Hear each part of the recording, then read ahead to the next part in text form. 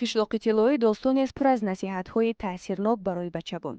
Барои бачаҳост, вале калонсолҳо низ кӯдакиро аз сар гузаронидаанд то бузург шаванд. пас гуфтан мумкин аст ки заминагузори панду насиҳат барои хурду бузург аст қишлоқи тиллоӣ. баробари таълиф шудан асар ба фонди тиллоии адабиёти шӯравӣ ворид гардидааст.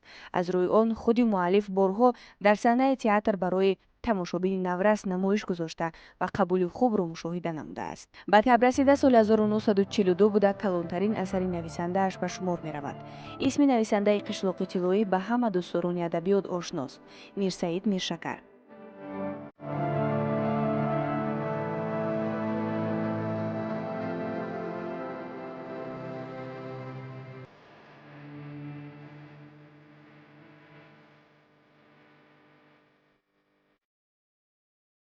ман дар боми ҷаҳон ба дунё омадам.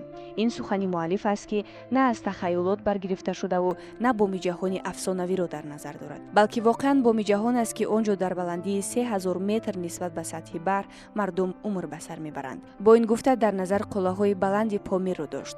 аз қадим ин исмро рӯи минтақаи Помир гузоштаанд ва дар васфаш бисёр навиштаанд.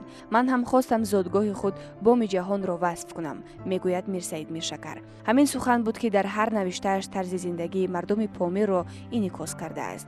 қишлоқи тиллоӣ, панҷи ноором, дугонаҳо, дашти лаванд, ишқи духтари кӯҳсор, чашмони лелин, авроқи муҳаббат ва исьёни хирад намунае аз беҳтарин навиштаҳои Мирсаид Миршакар ба шумор меравад. соли 1950 барои достони қишлоқи тиллоӣ ва панҷи ноором ба ӯ мукофоти давлатии СССР-ро доданд ки ин аввалин ҷоизааш буд.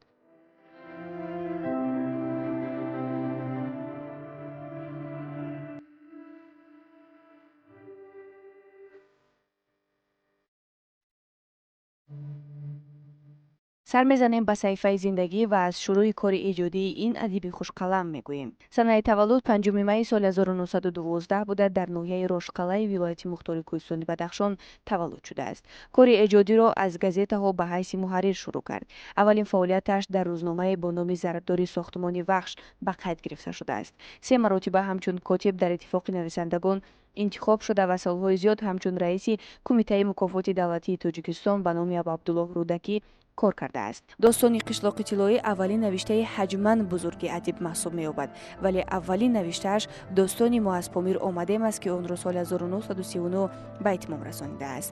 Мирсаид Миршакар ҷоизаи шоирии халқии Тоҷикистонро барои навиштаҳои хубаш соли 1962 ба даст овард ва дар пайи он ҷоизаи давлатии Тоҷикистон ба номи Абабдуллоҳ Рӯдакӣ соли 1964, ҷоизаи Камсамоли Тоҷикистон соли 1972, 2 ордени Лелин, 2 ордени Парчами Сурхи Меҳнат, ордени Инқилоби Октябр, 2 ордени Нишони Фахрӣ, ордени Дӯстии Халқҳоро дорост. навиштаҳояш ҳаводорони зиёд дорад, чун бо як сабки хоса ба таб расида мураккабиҳоро дар шакли сода ҷумлабандӣ намудааст ва ин содагӣ ба зеҳни кӯдак ва ё ҳар хонандаи достонҳояш хуб сабт мешавад. ман калон мешавам, қаҳрамон мешавам.